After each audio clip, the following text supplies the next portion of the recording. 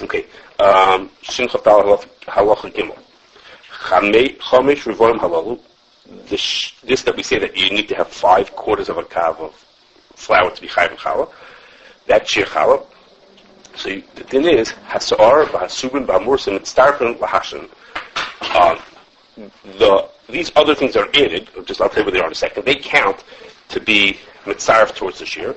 So it doesn't have to just be the, so to speak, pure flour. These other things also count. And those things are, the din mentions 3 things. It's really a Mishnah. Hasar, which is the sourdough. That's what we would call yeast, but sourdough really means is that you take flour, dough from today and you leave it till tomorrow. The yeast multiplies, and you have lots of, then tomorrow, basically that's now a bowl of yeast. Notice that it adds flavor to it, but it's meant as just a way of putting a yeast. It looks like dough, right? It looks like dough, but it doesn't taste like dough. Is it sour? It's what's called sourdough. The Gemara says it's not roy lachila. By the time the day is over, the yeast has multiplied a zillion times, and that's a bowl of yeast. No, I didn't try making it. But bakeries use it. That's more professionals use it. Aside that it's yeast, it also gives a certain character to the taste. And the other 2 are hasubin v'hamursin, which we're for today going to just call bran. That's what we're going to call it. I'm going to explain to you what that is in a second. That's what my picture is for. But there's really, it's a big shot on the Rishonim, and of course later in Achronim also as to what that means. There's a Mishmur about it. Recombination has a long thing about it. Some people want to say that morsin means the husk on the outside of the kernels, and that the subin means the bran. Most persons do not seem to say that. Most seem to say that they're both shiurim within the bran, 2 variations within the bran. Part of the husk, isn't that discarded? Yeah. What's the bran? I'm coming to it. Just give me a second. But I'm going to explain your bran is in a second. Yeah, that's what the picture's for. I'm going to get that in a second. But for our purposes, we're just going to call the Sa'ar and the Mercer, we're going to call them both bran. Okay, they're probably different layers within the bran, or different variations of the bran. What did I say? I'm sorry. Subin and Morrison, that's what I meant to say. Again, there's a Mishabur about it. There's a long shtickle about it. But for our purposes, we're going to call them all bran. Okay, so these things are all mitzaref to the shir. But the Shulchan says, lashon b'lai hakada. That's only talking about if you kneaded them into the batter without sifting them first. I'm going to explain to you what that means in a second, but it means without separating them first. So you created the flour that had in it the subin and the mursin. Of course, that's already added later on, but the subin and the mursin were included, and then, so those count towards the shir. Aval, imrikate, the hifish, mursin mitachon. If, before you had made the batter, you had sifted out the mursin, and it also means, most people hold that it means the subin also. If you sifted them out first, the chaz of it, and then you added them back in later on, but it doesn't count towards the shir. So it only counts to the shir if the flour includes it naturally, but if you add it in, then it doesn't count towards the shir. Okay, so to understand what's going on over here, I'm going to try to describe to you at least my understanding of how you make flour, and that is like this. Okay, while we talk about this, just for the whatever, we're going to mention 4 of the lam tes malachos are going to come up in here for those of you who care. Okay, then it's like this: when you make when you see wheat growing, like out in the fields, if you drive past it, when you see wheat growing, at the top of the stalk, there's something called a head. Okay, and the head got in it dozens of wheat kernels or wheat berries. That's the official name, wheat berries. Okay, and each one of the berries looks like this. Okay, this is what the berries are. Okay, and the berries are. You want to forget it? That's for the flowers. I'm going to explain to you what the flower is. Just give me a second. I'm going to explain to you. Okay, the berry has an outside of it has a husk. Okay, and the husk is that's this like floury part on the outside. The husk.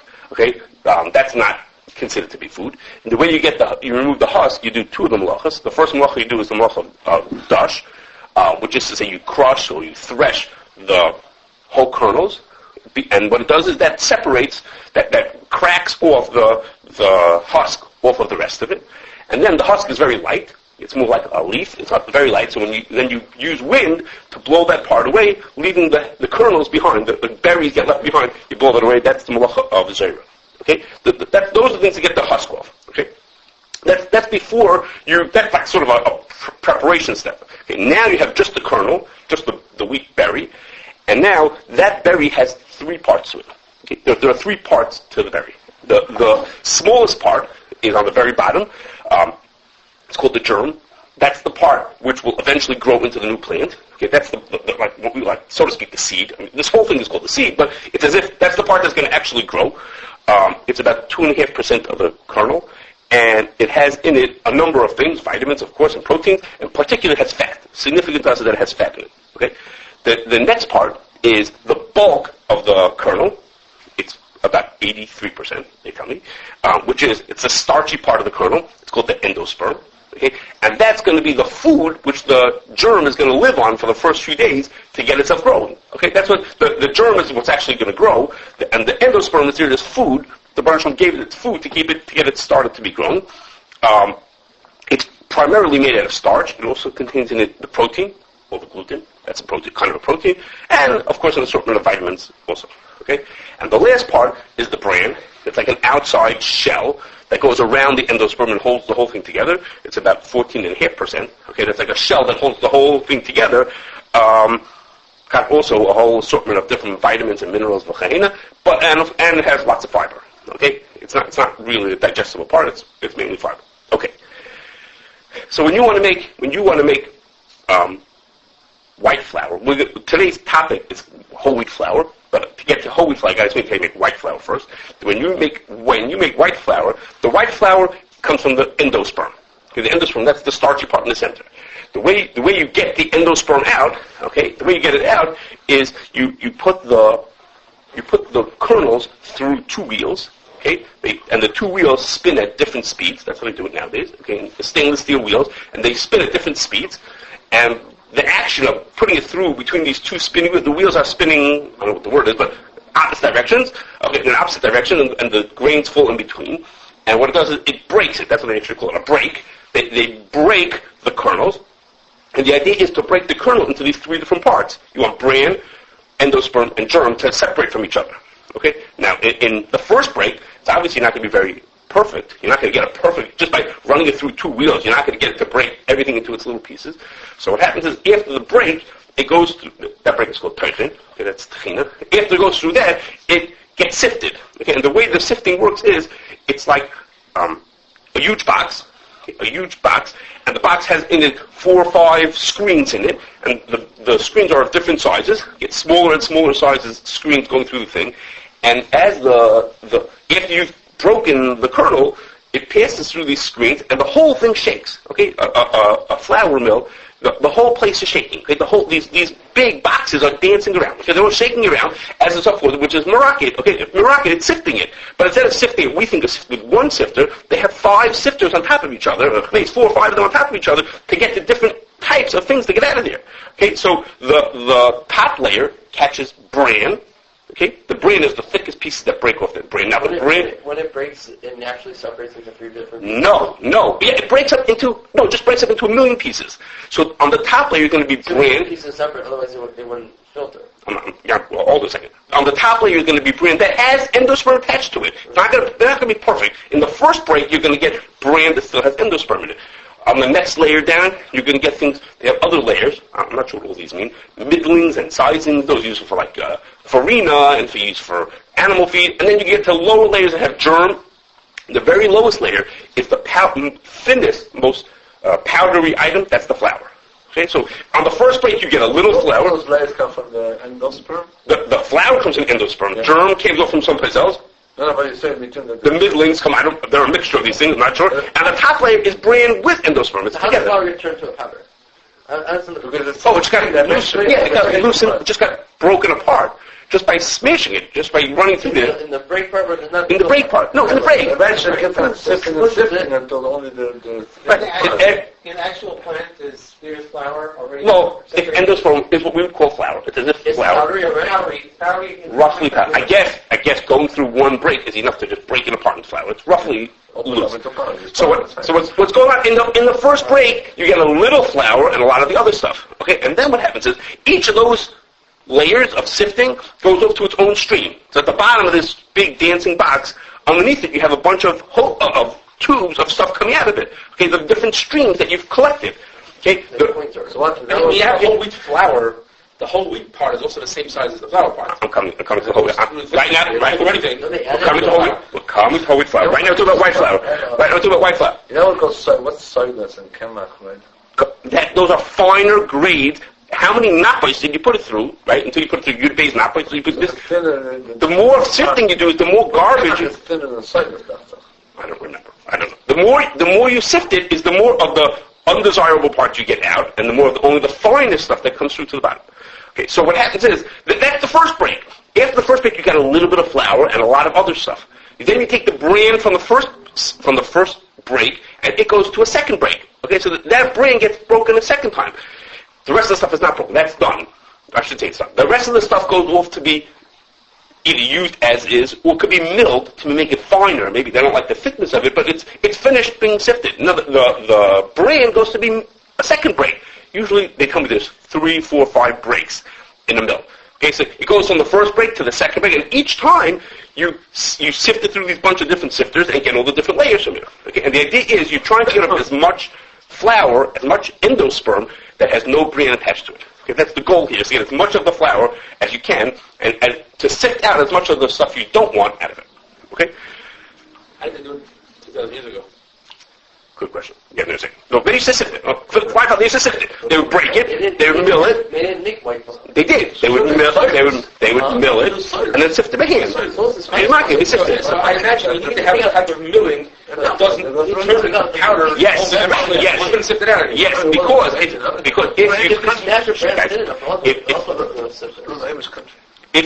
if you milled it too finely in the first break, you wouldn't be able to get the bran out. The idea is to mill it a little bit, not perfectly. This way the bran stays by itself, and that way you could sift it out. You want to sift it out.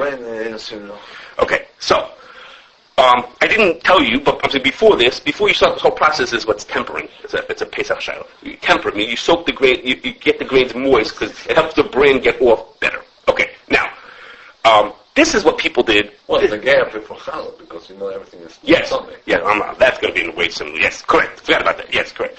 Okay, that was what I just described to you is how you make white flour, and that's what most people did. Okay, but people who couldn't afford it, not who couldn't afford the process, but people who wanted to have their flour stretched a little bit, they would not separate these pieces, and they would keep the pieces inside. They would keep the bran and the germ inside. They'd keep it in their flour, because it stretched their flour. Okay, it made, instead of this much making a pound, it all of a sudden made a pound and a half, the face, whatever it was, another close to 20% bigger, because the bran and the germ take up, I'll figure the number together, 17%. It's also minus the germ. It doesn't have the germ or the endosperm. Right, it has just the endosperm. That has the germ or the bran.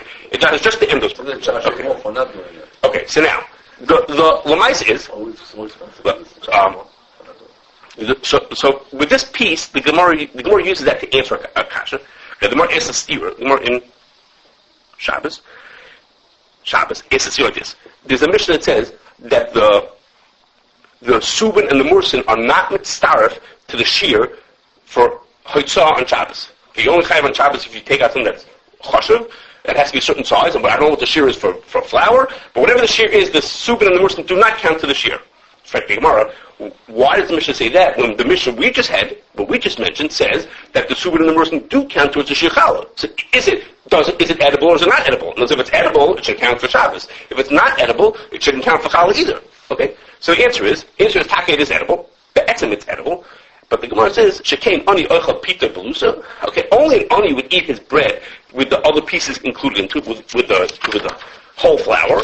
He wouldn't, everybody else, the standard people eat it only with white flour. They sift it out first. And therefore for Shabbos, you have to have a shear that's muchashiv, and therefore it doesn't count. But for Challah, it just has to be edible, and yes, edible it is. Okay, so edible it is, and therefore it counts as a shear. Okay, so, now that we've heard this, that's how you make white flour. And when you make whole wheat flour, you don't do all this sifting. You just grind it up, and you have what you have. Okay? So the Shulchan says, what's white whole wheat flour? White whole wheat flour? I don't know what I don't know if there's such a thing as white whole wheat flour. I believe there could be such a thing. Then there must be someone. Right. If you tell me there's such a thing as white whole wheat flour, I never heard of it. Someone's coloring it. Someone's bleaching it. No. Someone's bleaching it. Someone's doing something to change the color of it. Okay. I actually maybe have a hedge before it is, but I'll tell you this. Okay. So now, because of this, now let's go read back our din again. The din said, if you grind the flour completely and you keep the subin and the mursid and you keep the bran in the original mixture, it counts as a shear challah. If you take it out, if you did the sifting and you made white flour and then you threw the bran in afterwards, it does not count. Okay, I'm going to tell you more about why it doesn't count in a second. But for now, that's what our din said. If you sifted it out and added it back in, it doesn't count. And if you kept it in, then it does count. Okay, so all this that I told you so far is all the way things used to be. Okay, but in most places, from what I hear, many or most places, depending on who you ask, in the United States and Canada at least, don't do this. Okay, they don't make whole wheat flour the way I just described to you. I told you the way you make whole wheat flour is you grind it up, and you don't bother with all this sifting. And what you do is you just grind it up, and you have your flour. Okay, but nowadays the mills use something called recombination. Okay, what does that mean? Recombination. Recombination means is they sift it like it's making white flour. They do the same dancing and sifting that they did for making white flour. They have all the separate parts, and they have these huge containers of all the different parts that came out of the flour. And then they add the pieces back in. You want whole wheat flour? Okay, so you get 14% bran, or you want a little less, but you get 13% bran, and you get a little more, a little less. The bran, you throw in some germ. Some people do put in germ, some people don't put in germ. It's the whole debate whether you shouldn't put in germ, and they put it in, and they recombine it to give you the whole wheat flour. Okay, so why would anybody do that? Okay, so actually, To make it more complicated. It takes all the fat off the milk. Right. Milk plant takes all the fat off. Exactly, and then Back in 1%, 2%. even if you want whole milk, Hold of it. right. No, okay, so why do they do it? So the CRC gives hashgacha to a mill who actually doesn't use this method. They had three hesperim as to why people do it. One is for the simplicity of it. Okay? It's just easy for the mill side. Everything gets separated into white flour, and then, depending on the orders, we refill up. That was one hesper. Another more legitimate, if we could use the word, hesper was like this. The bran contains in it enzymes, and the germ contains in it fat. Okay. Both of those cause problems to the shelf life of flour. Okay, the fat is the easier one to understand. The fat turns rancid in your flour. So instead of the flour lasting this long, if you include in it the germ, it's not going to last that long because the germ is going to start to rot. Let's say I'm making up a number. Let's say after 60 days instead of after 90 days that the bran that the endosperm would have lasted. And the bran has enzymes in it that also have an effect on the flour, the shelf life of the flour. So if we separate them first, then you could do processes of the individual little pieces. You could take the germ and heat it to make it that it won't go rancid afterwards. You could do different things you need to each piece and then stick them back in. And all of a sudden you have a long shelf life for these things. Okay? In the olden days, supposedly, they used to mill things when they wanted it. They took out the wheat, ground it up, and they used it for that day. It wasn't a shayla. But for nowadays, they wanted to have a long shelf life. So that was a better, make you feel a little better, like they're doing it for good reason. And other thing they said it had to do with particle sizes. If you grind everything together, you get one size, and this way you could take each of the pieces and grind them separately, and that might be the answer to his question, how to get the whiter whole wheat flour. If you grind the bran really finely, it may not make such a difference. It may not show as much. It may not speckle the thing as much. How much? Put in less bran. Right, well maybe they put in less bran. Right, they put in bran, the mill says they put in bran as per the order. If the customer so you can get something that's whole wheat flour, it's really only half whole wheat flour. Correct. Now, this whole thing that this method called recombination is a huge debate in the mills and in consumers, okay, because people do whatever they want to. No one could tell whether they're getting this one or that. So no regulations. Right, there's no rules. So the people, the purists say, I only want my flour that should be mama's ground the original way all together. I don't want you separating and putting it back together. And the other guy say, what do you want from me? I'm giving you the same thing that you had anyhow. What do you care? I'm giving you the same stuff.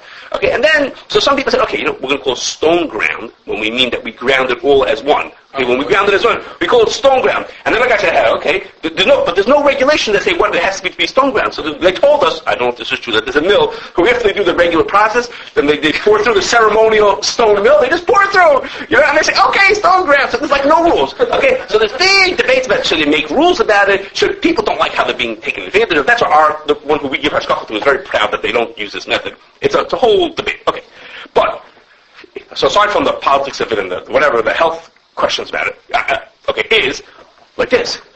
What does that say to us now about the shir challah for whole wheat flour? The Shulchan says that if you take it out and you stick it back in, it doesn't count towards the shir challah. Okay, so does that mean to us that if so, that means if you make, one of the ladies here who make this, said to me, she always makes whole wheat challah, so that is her shir challah different than everybody else's shir challah? Okay? Why they take it out?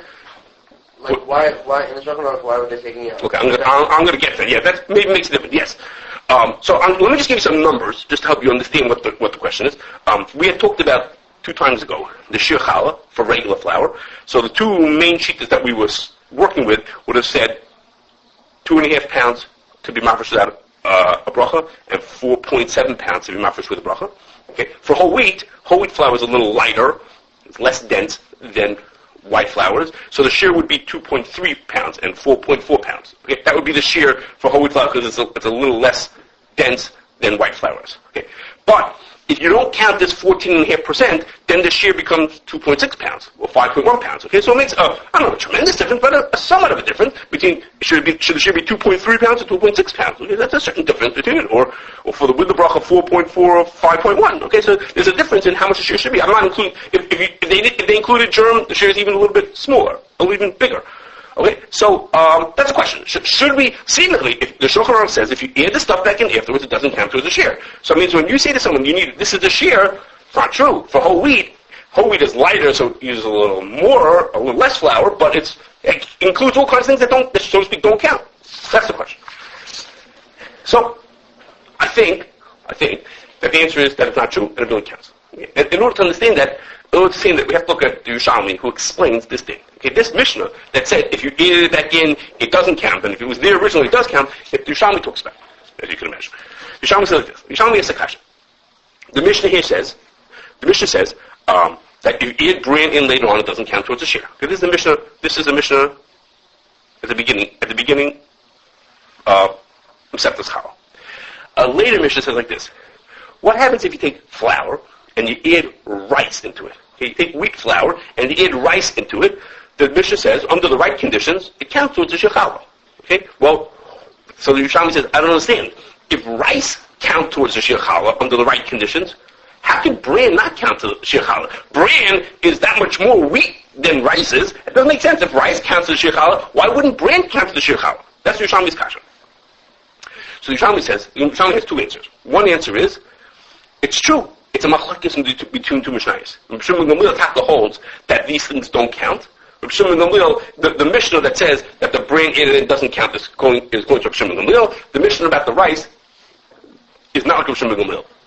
In fact, the machlokes between the mishnayos, the Mishnah doesn't say that. You don't see any names of the mishnayos, but in fact, a machlokes between the 2 mishnayos. In fact, the coins, both they're the same. If the rice counts, then the bran counts, and if the bran doesn't count, then the rice doesn't count either. Okay, now, we know that's not, we don't pass like that answer in Yerushalmi, because our din said if you add the bran in, it doesn't count, and if you go a few halachas later, it's going to bring the din of the rice, that if you add the rice in, it does count. Okay, so that answer to Yerushalmi, it's one of the truths in the Yerushalmi, but it's obviously not halacha, because, again, the 6 halachas apart from each other, we pass on like both of those mishnayos. Okay, so we don't like that answer to Yerushalmi. What's the answer to Yerushalmi? Other answer to Yerushalmi? It says like this. Yerushalmi says, when people make batters, they add all kinds of things into their batter. Like, I'm adding you can guess a few words here. People add eggs and cocoa and sugar, all kinds of things get added in. And rice is a thing that people would add into their batter. That's a normal thing to do when you make a batter. But nobody adds in, now nobody's not exactly the right word, but basically nobody adds in bran into their flour, into their dough, and therefore the pasuk says you have to be mafresh challah mereshus arisa sechem, from the arisa that you would make. That means is what would be a normal person to make. It's not derech isa. It's not a derech of an isa to add bran into it. And what that means is bran is not an edible thing. People don't add bran into their food, and therefore it's not derech isa, and therefore it's not chayv. It doesn't count towards the shear because it's not the normal way you make it. Isa darshan from this pasuk of arisa sechem. Okay? And the sugar is a normal thing to add into an isa. No, the sugar doesn't count, but sugar potentially counts. So, for example, the rice meets some condition, and therefore it does count. But at least it does. The bran would count, theoretically it would count, but it's not derech isa. Okay, it doesn't count because this is not going to make isa. Like, for example, let's say you made something that wouldn't be lechem. Okay, so then it would be something that would have been, but it's not. Right, so sugar can't count for another reason. So rice, for example, is something that could theoretically count. And when I said people add it in, it's just not going to be people that we add that would count. Excuse me? Are there any common ingredients people add today that do count? No. Rice. Yeah, rice. Common ingredients. Most people don't add rice at the bottom. Common ingredients people No, we don't have it. We don't have other examples. So it means to be a whole. We're going to see when we get to Halacha Tes. It's halachates. But then there's certain things sometimes it counts. And we'll see there may be other things how those. So Pashas no. Pashas only, it's a special thing for rice. But there's such a thing. There's such a thing. We'll see when we get to halachates why there is. There's such a thing that things that are not from the Recombination doesn't could count when they're added in. And that's what. Why rice is better than eggs? I don't know. Yes. It is done now. Wait till halacha test. We'll find out why. But that didn't bother you. There's a mission that says if you add certain things in, it can count. Why that is, if you could cheat over Shabbos and look at halacha test, or you could wait till we get there. We'll be there soon. Okay. But so the brand would be the same thing, except that it's not derech isidin, and the shach brings us in because, as I told you, the other territory Yerushalmi we don't pass on. We obviously don't pass like that. This is the pshat that the shach brings over here. That's the pshat. Why for this thing? Yeah, because that's what we're passing. We obviously don't pass like the other territory Yerushalmi because you'll see, turn the page and you'll see that we're passing like the din of the righteous. What comes to the Rambam? What comes to the Rambam? I'm not sure. The Rambam. Okay. Okay, sit down.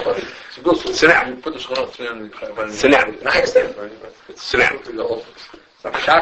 Sit down. Sit down. Whatever. So now, that means to say is like this.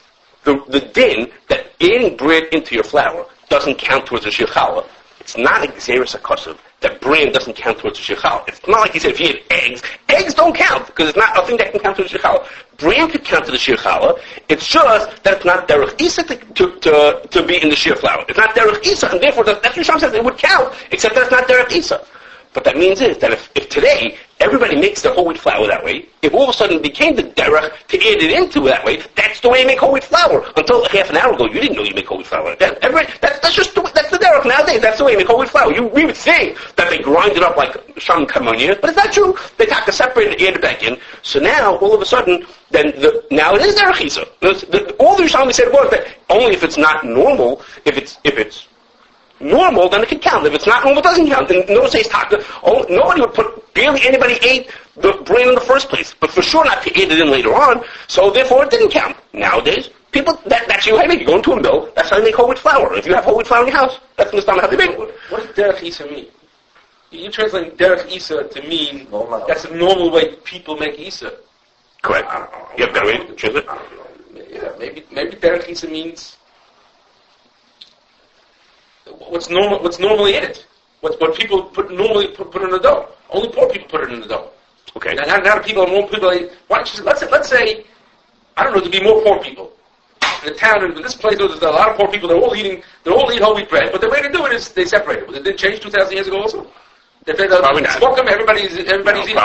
So I don't know. So this just was not there today. It's a mishigas. The whole wheat bread is healthier. I don't know. No. I just said this. The derech isa to add it in rather than to leave it in the original way. We don't leave it in. We don't leave it in. We add it in. That's how you make whole wheat flour nowadays. It's the regular flour. Derech isa means the derech the way it's done.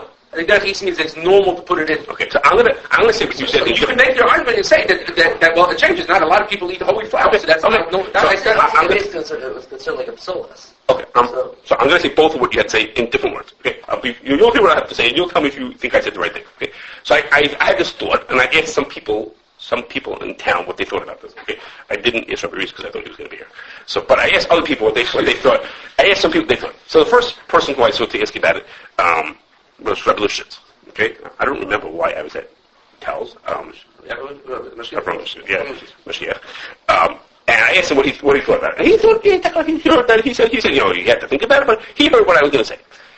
Then I asked, whether this, nowadays, if it became the normal way to make the thing, should that now qualify? And there isn't a possibility that says brand doesn't count. The possibility says the derech counts, and not the not derech. Okay. So I asked Rabbi Friedman what he thought. Rabbi Friedman here, Rabbi Frank Friedman. Here, what he thought. And he said to me, no, he's not convinced. He says, I'm making the assumption that derech isa means, this is what I thought you were trying to say, that I'm making the assumption that derech isa means, what do people usually get into their thing? So, like as if, so to speak, Chazal went out and made a survey, and they found that what people ate in and what they didn't eat in, and they had 20 ladies in town ate rice, and only 2 ladies in town ate bran, and therefore they came up with this thing that it is derech or it's not derech. He says, he doesn't think like that. He says, the way he sees it is, that the derech isa is based on a hashara, which is, bran is not edible. Bran, you can't digest bran. Okay? So nobody adds into their batter things that don't play a role in the food. If it's there already, so it's tuffle. If it's there already, it's part of the whole grain, so it's part of the thing, so it sort of counts towards the shear. But why would anybody in? It's like saying, would someone add in sand into flour? We don't get to the survey. It's not because we know that most people don't add sand into their food. It's that, why would anybody add it in? You can't eat sand. It doesn't have any value to you, so nobody would add it in. So Mamela, they said it's not derech isa because it's the thing that makes like no sense. It's like, imagine if you added the husk into it. Husk, obviously it's not edible. No one's sugar would eat it, but not because we surveyed it, we know how many people. It's because it's not an edible. Now, it happens to be the din that it is edible. That's the din. We're passing in truma. It is actually edible. But most people wouldn't eat it because essentially it's considered not really a food item. Okay? So MK, and therefore he said it's a big difference. It's something inherent to the brand. It's not something that's because of a survey that nowadays we could change the survey. Okay? That's what he said. Then, so I heard that also. It's then Rabbi Yal Millen. Okay? And therefore, if it will not count to the share, therefore it's still not derech isa. It's still derech isa. So then Rabbi Yal Millen said to me, he said, no, he said, maybe Rabbi Freeman is right. Let's accept even that he'd be right. He says, but hagufa, that you say that it's not considered edible, and that people don't eat it in because this is not an edible item, hagufa is not true anymore. Okay? Nowadays, the fact that it's not digestible, and the fact that you don't get as much nutrition, I mean, you get like vitamins out of it, you don't get nutrition be'etzem out of the bran. People say, no, it's good for you that you should have fiber. Okay, all gufa that it passes through your system as fiber is good for you. People pack it in, they make an effort, they'll pay extra, or they have a preference for the whole wheat over the other things. In other words, there's lots of people who only eat whole wheat, not because they're poor, not because they can't afford white flour. It's because they think, to them, that's a preference to eat that. For the same dollar, they could buy whole wheat or they could buy regular or white flour, and they would have to buy whole wheat. For them, that's considered a mila. So what the whole idea here, really, what the whole Yerushalmi is based on, it is, Shekain ani oichel Peter belusa. Only an ani would eat his food like that. That whole thing is really not, it doesn't apply anymore to us. And nowadays, we don't at all think of it like that. That only aniyim eat whole wheat flour. No, aniyim eat French fries. I mean, aniyim don't eat whole wheat. They don't eat whole wheat flour. Ever see aniyim eating whole wheat flour? No, I mean that's what Mrs. Obama's all about. You know what I mean? Stop eating French fries and eat more whole wheat flour. You know that's the whole. Nowadays, it's not like that at all. So the whole point here, which is that nobody put it in because, like our Freeman saying, because it's not an edible item, or people don't use it because it's considered the garbage, it's the psilus, that's what we don't eat. That whole thought seemingly doesn't apply anymore. All of that, so in which case, the din might still be true, maybe if someone added in bran mamish like by hand, but seemingly the application we're trying to say is for this case where they added in to mamish like whole wheat flour, seemingly shouldn't apply. Why would we give it by hand? I'm not sure. But adding by hand maybe is a little more... Then it's to be there, then if it changes according to this man, and it's not something that's absolute, Chazal said it's like this, and it becomes inherent and absolute, then... Okay, now, so I have some examples. I thought about adding bran by hand, but I have a few other examples, and you'll tell me what you think about them. Okay. What happens if a person adds in, I'm sure you've heard of this, people putting in wheat germ into their food. Okay? Wheat germ, what's wheat germ? Wheat germ is this part, okay? This is the germ. Okay? They separate the germ out in the flour mill. The germ, the etzem would spoil. Okay, it would turn rancid because it has the fat inside of it. But they process it so it doesn't do that. They make sure that it won't go rancid. And then people buy it, and they consider it to be, some people consider it to be healthy, and they add it into their food. So what if a person goes at home, and they take, and while they're making their bread, they stick in wheat germ into it. Okay? Actually, because some whole wheat flour doesn't even have wheat germ in it. Okay? Well, they understand they want to have more wheat germ into it. Okay? So what do you say now? Is that also derech isa to add it in because people like whole wheat flour? Or do you say, nah, people are buying flour that has bran in it. Most people actually don't get germ in their flour. Even through recombination, most people don't get it. And adding wheat germ still doesn't count towards the shir. Because wheat germ is mamash like adding in subin and mursin into it. It's something that mamash was separated out, and once it's pulled out, seemingly it shouldn't count towards the shir. Okay, that's one question. Okay, another question. That's what our example here is. Okay, is something called vital wheat gluten. Okay, what's that? That is that the endosperm. Yeah, I'm getting that. The endosperm is mainly starch. That's the bulk of it. It's starch, but it also has protein in it. And it has the famous protein, or at least what some people think it's famous. The protein that's in wheat is called gluten. That's the name of the protein that's in there. Okay, and the protein has very special properties that other proteins don't have, which is that it's very elastic and stringy, and that's what helps the bread rise. Okay, when the starch ferments, when you put the yeast in and it ferments, the gases that get given off, they get trapped in by the gluten that's holding it in. That's very elastic and holds it in, makes it like a balloon that it fluffs up instead of them escaping, just getting out. Okay? So what happens if somebody, now how do you get vital wheat gluten? Vital wheat gluten is different than the bran and the germ. Bran and the germ are physically separate pieces from the endosperm. If you cut open a wheat kernel, you'll see bran, endosperm, and germ. You'll see those three parts, the three distinct pieces of the kernel. But the gluten is not a separate piece. The gluten is part of, basically, we would say part of the endosperm. The endosperm has two components that are basically the same. Okay, how do you get it out? So I tried to do this morning. I don't know how successful I was. Okay, which was, okay, first I tried to make my own batter, and that was a complete flop. Okay, my batter came as a whole flop. Okay, so I asked one lady here, flour and water. I was a complete flop. How was it flop? How did you flop? It's like they can make ice cubes. Yeah, with water? It's not as easy as making ice cubes. No, it's not as easy as making ice cubes. It came out as a watery, gooey mess. It was a watery, gooey mess. Okay, so I asked one of the people here who makes challah a lot. I said, "Can you make me batter?" Okay, so make me batter. And then I split it into two. This is the plain flour and water batter. Okay, that's the flour and water batter. Okay, then I took the other half. I don't have my undershirt here. I put it in the car already. And what I did is then you take the flour and water batter. You put it into some kind of a filter, an undershirt, will do the trick, okay, and you rinse it with water. Okay, you rinse the whole thing with water. And as you rinse it with water, you see something, that they tell me is the starch, pouring off. With the water goes in clear and comes out cloudy. Okay, all the starch is pouring out of the thing, leaving behind just the gluten. Okay, and this is supposed to be the gluten. It didn't come out as stringy as I was hoping it was going to be, or as elastic. You could touch it if you courageous. Now that's what we think is just the gluten. We're not sure. This is the flour. This is the plain flour water. This is the regular flour water mixture. And this is supposed to be the gooey. It didn't come out as good as I hoped it would. So I don't know if I have a really qualified undershirt. But anyhow, so if you can wash out all the starch out of it, leaving behind just the protein, so that stuff is sold, and you can buy it in the store. It's called vital wheat gluten. Okay. Now, if you take this stuff and you cook it the right way, it makes something called seitan. Okay, which is considered a meat substitute for vegans who don't want to eat meat. Just the gluten, and you cook it up. You cook it up, and you make this thing called seitan.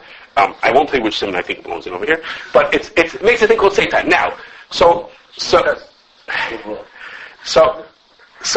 but there's another thing you could do with this. That's one thing you could do with this. There's another thing you could do with it, which is you could take the gluten. The difference between winter wheat and the primary difference between winter wheat and spring wheat is how much protein it has in it. Okay, when you want to make spring wheat and winter wheat are used for different things. Winter wheat tends to have winter wheat has lower amounts of gluten, like 8, 9, 10% protein, gluten, and spring wheat has 10, 11, 12, 13, 14% protein in it. Okay, and that difference in protein makes a big difference. If you want to make challah, you want to make bread, you don't make it with winter wheat. You make it with spring wheat, because that has the extra protein to make a good fluffy bread to it. If you make it with winter wheat, it doesn't come out as good. It doesn't come out as fluffy and as bready as you want it to be, because it doesn't have as much gluten in it. So professional bakers use bread flour and cake flour. Those are two different things, okay? And they're used for different ways. Cake flour is the winter wheat, and the bread flour is the spring wheat, okay? Which has effects to Yashim. We'll talk about that in a few weeks, hopefully. But so there are people who take cake flour, they take winter wheat, and all they do is they add in gluten into it to make it, so to speak, into spring wheat. They raise the protein level by hand. They take winter wheat, and for whatever reason, there are reasons why people do this, they take winter wheat. It's actually a bakery that we know about that actually does this. They take their winter wheat, and let's say the winter wheat came out as 9%. Okay, and you want to make it into spring wheat, you need to be 12.5%. So you add in 3.5% gluten, and all of a sudden, your winter wheat turns into spring wheat. Do they know they just buy the spring wheat, or is this... This is whatever the special reason is why they do that. Also, you turn your winter wheat into spring wheat. Okay, now the baker that we know about it does it says he adds it at 4%. Okay, and that probably has to do with we asked the Vital Wheat Gluten Company, and they told us that their Vital Wheat Gluten is not 100% gluten. What's the Vital? I don't know why it's called that. I don't know why it got that special name to it. The gluten is about 75%. The stuff that they sell is actually only 75% gluten in it. So if you make the math, you have to add in a little bit more in order to get the right amount of protein level, and they add it in to make that. So now, people add it more to make the rice better. To make it whatever they want to do. Whatever it rises, It's not. Women like cauliflower and like gluten. It's not rising. It's that when it rises, it holds it better. The gas doesn't escape as well. Right. So if you add it, Right. So when you, so rice, no rice bread. yes. So a person who adds this in, does that count towards his shir challah? Okay. So now, if he adds it now at 2, 3, 4%, maybe it doesn't make such a difference. I mean, how much difference could it make to your shir challah? No, it's going to be so exact. Does it make a difference to the shir challah if you add that in or not? Do you say, well, you're eating something different, adding a bran into it, or should you say, guys, this is not bran, this is flour. This thing this morning was just flour and water. Okay, then I washed it, and magically I turned it into gluten. But basically, it's flour and water. That's what it is. So maybe it does count towards a shir. Okay, so for the shir challah, it's not such a. Why should it count towards a shir? Well, because on the other hand, it's not. It's not exactly like bran. And bran is physically something different. What can be worse than rice? This is part of the. Well, so is bran. Bran is also not worse than rice, but people don't usually add this thing into their food. But people don't. How many people do you know that walk around pouring in gluten into their food? So, in other words, the bran and rice are both qualified, and they all qualify towards a shir. But if people don't add it, if it's not derech isa, then it's not derech isa. Real different. They don't add it in because it's there already. But if you put it in, you put it in. It's part of the thing. Is there a real difference though? You see, again, it's the same shayla. It's the same question. That what? What people the derech, what the derech to do, and what in order to saying was inherently belongs here, food, not food. Okay. Is there a way to distinguish between the starch and the gluten? I have one more question. Don't leave, David. I have one more Is there a way question. to distinguish between the starch and the gluten as is? No. Physically, no. If you look at it, it all looks the same. So it should be. So you might, okay. It's flour. Okay, well, we know it has a different property. But the end of the question is, it's not so negated to these people. This bakery that adds in 4%, I mean, how much of a difference is it going to make to the shir challah? Not such a difference. But the bigger shiloh, which I don't have the answer to, is, do the people who make seitan have to be mafresh challah? Okay? If they meet the other qualifications for lechem, I'm not sure they do. I'm not sure if they meet the other qualifications. But assuming they meet all the other qualifications for lechem, are they mechuyev Hafrashas challah just for that stuff? In other words, what did they do? They took a batter of flour and water. They didn't really do this, but for sort of what they did was they took flour and water, they washed it for an hour, and then they made bread out of it. Okay, now to us, it looks like they made something different of it. They made this thing called seitan. But basically, it was flour and water. That's it. Start off as flour and water. Now, it didn't start off in their factory. Right, except that they didn't. But they didn't make the dough. They bought gluten. They bought it from somebody else. Somebody else took flour, washed the flour until they got left just the gluten behind, and sold it to these guys. So these people, they start off with this thing that's, well, for the bracha, it's probably easier. It's probably just mizarn, even though it's maybe possibly hamaitzi. Maybe. So it's the same question, which is, could we say this thing? If they made it into lechem, would we say that this thing is basically it's flour and water? The fact that we pull out one element of the flour, what's the difference? Basically, it's flour and water. Okay, so we're just fancy, and we know that this element we call this, and it's not like bran that's physically a separate piece. That's in the same piece. Or do you say, no, come on, guys. There's a reason why they call it seitan. If you take flour and water, it doesn't taste like seitan. This is something special to it. Okay, so actually we were lucky that the first company that we certified, they were Jewish. So we were lucky. We didn't have to think about Hafrashas. But we make bread out of just the soup part. Yes. What's that? Of course it doesn't count. Of course it doesn't count. That's the thing. Even if you add it, it doesn't count. What's the bracha? It's the bracha. The flour is bread. It's about bread. No, the flour. This is really the stuff. I understand. But if you already have rice, that's something that's just a piece of it. It's not the whole thing anymore. Right, but see, the difference is that the bran is a physically separate piece from it, and this is not physically separate. This is only like sort of we like magically separate it. The bran, the helping Mizraim is Ramaitzi. The bran itself would qualify. It's a din in Aruch. I don't know what the din is. What the bracha is.